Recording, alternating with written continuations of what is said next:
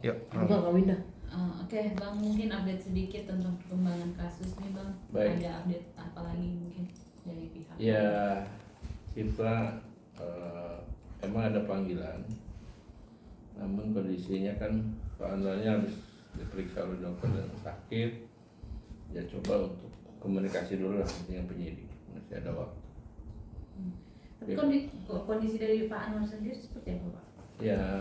Ya dengan kemarin banyak tekanan juga dari netizen, mereka juga ada WA macam-macam kan, terus lihat di berita seperti itu ya, secara psikis terganggu, psikisnya terganggu juga akibat kurang tidur juga selama ini. Jadi mohon maaf juga ya, karena kondisi kesehatan, namanya manusia, anak ditinggalin sama anak juga banyak tekanan dari sana sini, ya hal yang wajar lah, sakit. Cuma ya saya selaku PH ya ngasih semangat aja lah, semangat dan sabar sambil berdoa, mana yang apa yang sekarang disangkakan kepada klien kami ya mudah-mudahan klien kami kuat gitu, itu aja.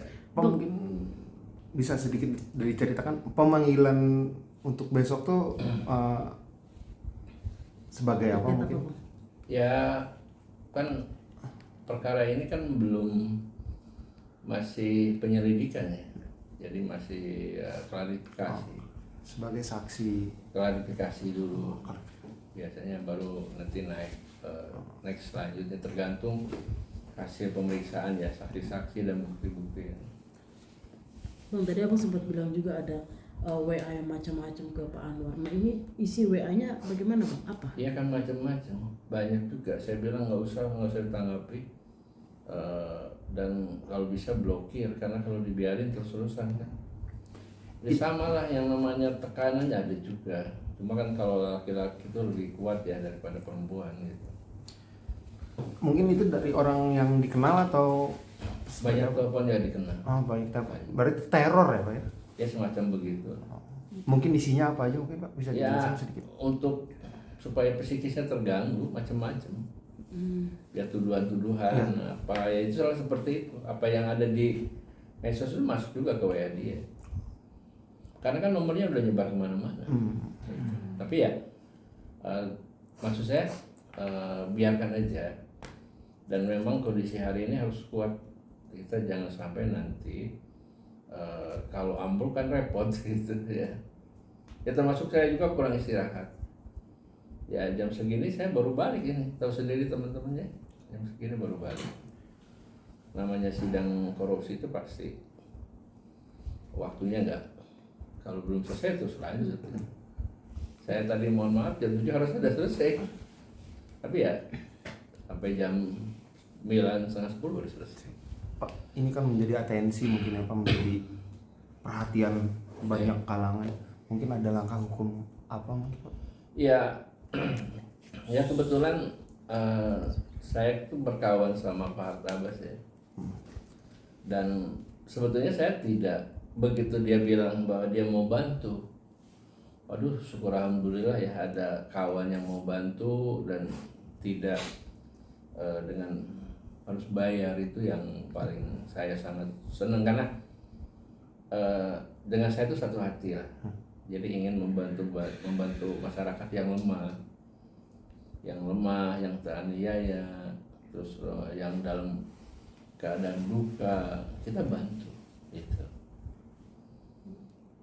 Nggak terbatas siapapun ya. Karena kalau lihat jejak digital saya, pasti saya banyak di berita masuk, banyak orang yang saya bantu gitu. Bang, tadi abang sempat bilang juga psikisnya Pak Anwar ini sempat terganggu juga karena pemberitaan ini Pak. Mungkin perubahan-perubahan yang signifikan itu seperti apa Pak? Apa tuh? Perubahan-perubahan mentalnya Pak Anwar ini bagaimana? Ya banyak sih, suka jadi merenung sendiri kayak banyak diem, banyak apa ya, sampai dia, Bang, ternyata aku apa oleh netizen dibully apa di inilah gitu kan. Namanya netizen pasti kalau memang ada kalimat-kalimat, kata-kata yang tidak suka, pasti dia akan berbalik kan seperti itu. Tapi ya harus dihadapi kata saya. Jangan sampai nanti kamu ambruk, kamu nggak kuat mental, akhirnya orang yang tujuan mempenjarakan kamu, itulah kesempatannya saya bilang. Dan sepanjang Pak Anwar ini tidak melakukan, tidak bersalah, saya akan bantu, saya bilang gitu. Kalau Pak Anwarnya jujur, dia dari awal kepada saya, dia ada indikasi apa yang disangkakan oleh orang-orang, oleh mantan istrinya, dan Pak Anwar ini aja saya tidak berdosa, tidak berbuat gitu ya, walaupun hari ini opininya digiring gitu ya, diperkuat oleh lembaga LPSK, terus oleh perlindungan perempuan dan anak, dan dengan adanya RDP itu kan secara fisiologis terganggu lah, karena begitu dalam ucapannya, maka dalam RDP itu kan jangan sampai kalau lapor ditolak kan itu kan. Nah ini adalah kita sebagai warga negara memiliki hak seperti itu. Jadi jangan terlalu orang sama. Pak Anwar juga sebagai warga negara Indonesia dan memiliki hak untuk ya inginlah dipanggil oleh DPR. Jangan sepihak lah gitu, supaya nanti posisinya posisi DPR ini independen.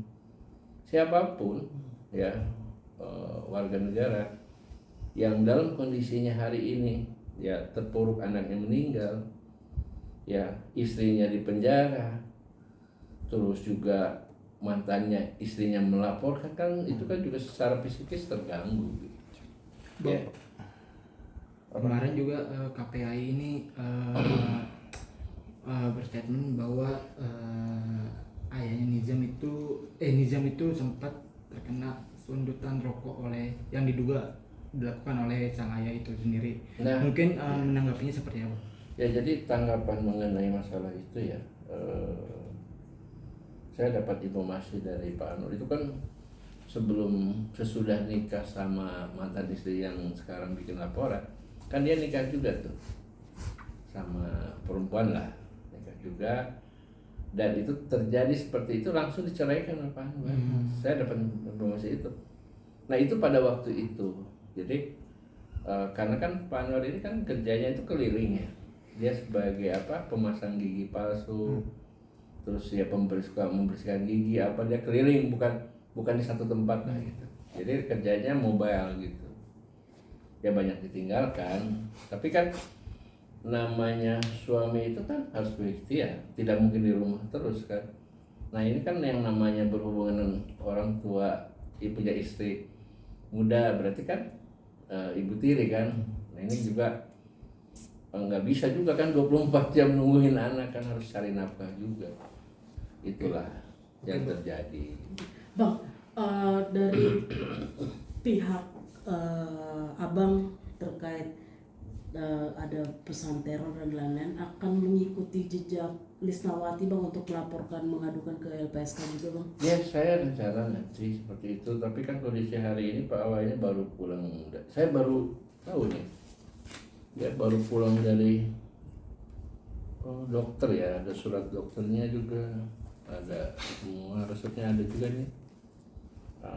Ya nanti coba saya mau ngobrol juga, katanya sakit ya, mudah-mudahan lah cepat sembuh ya. Jadi ini kan pengaruh dari tekanan-tekanan ya, dengan jadi dia itu sakit itu karena bukan begitu loh gitu, harusnya seperti ini. Jadi cerita-cerita itu bukan seperti itu.